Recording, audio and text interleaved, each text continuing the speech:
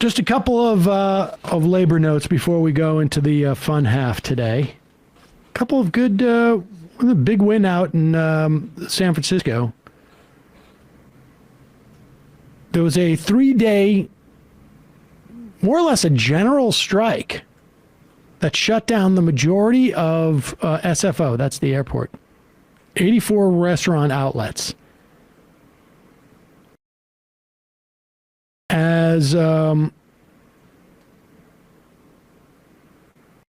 lot of these employees reported wages of $17 an hour, which required them to work multiple jobs and around-the-clock shifts to make ends meet. It's very expensive in the San Francisco area.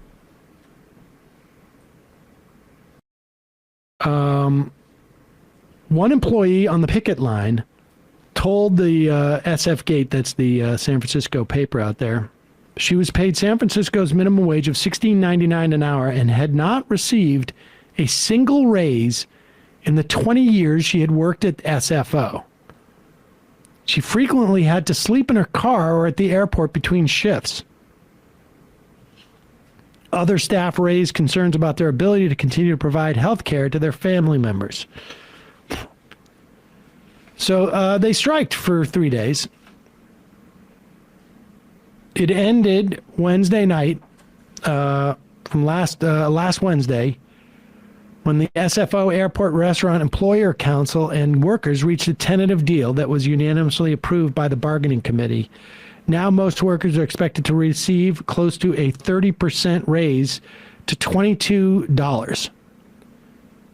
They're going to get platinum tier family health insurance with no premiums and copays less than $30. The new contract also includes a retention policy. That's good news. You have people working there for decades without any raise. As I mean, can you imagine 30 years ago, San Francisco, how much it cost to live there? Oh, no. Relative to now, crazy.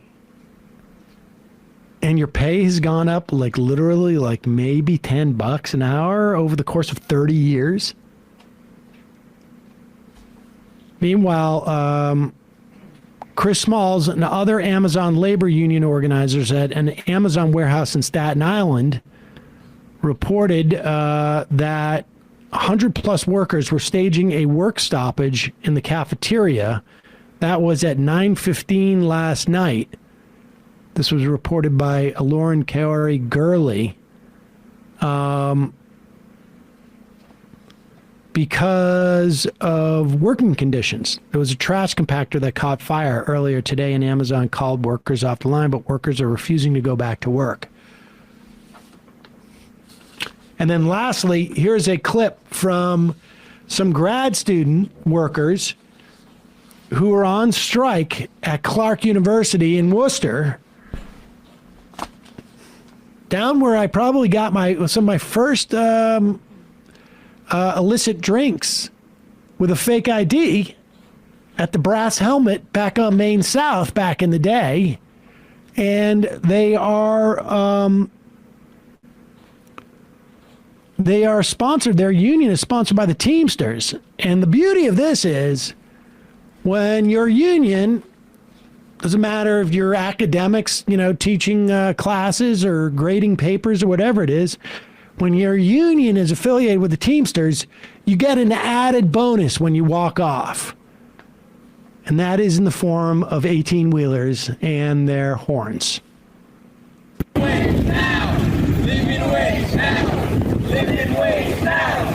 Living wage now! Living wage now! Living wage now!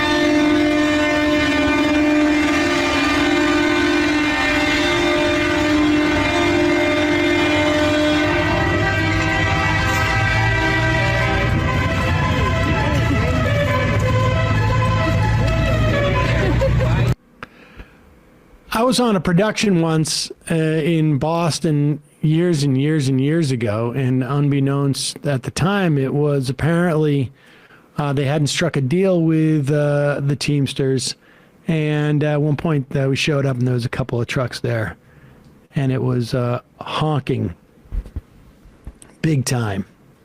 And that's very effective, particularly on a film set. But I would also imagine at a university also effective. All right, folks, we're going to take a quick break, head into the fun half of the program, wherein we'll take your phone calls, read your IMs. Matthew from Philadelphia says, effort to unionize Home Depot heating up, sparked by Vince Keelays in Philadelphia. Please follow him at VEE_DEL_SOL.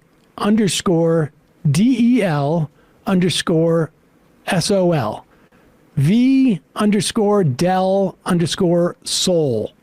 SOL.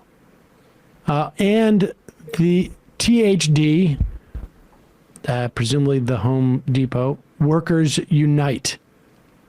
You think it's fun to watch Howard Schultz's workers unionize? Talk about Ken Langone's workers. Oh my gosh, that's going to be super fun.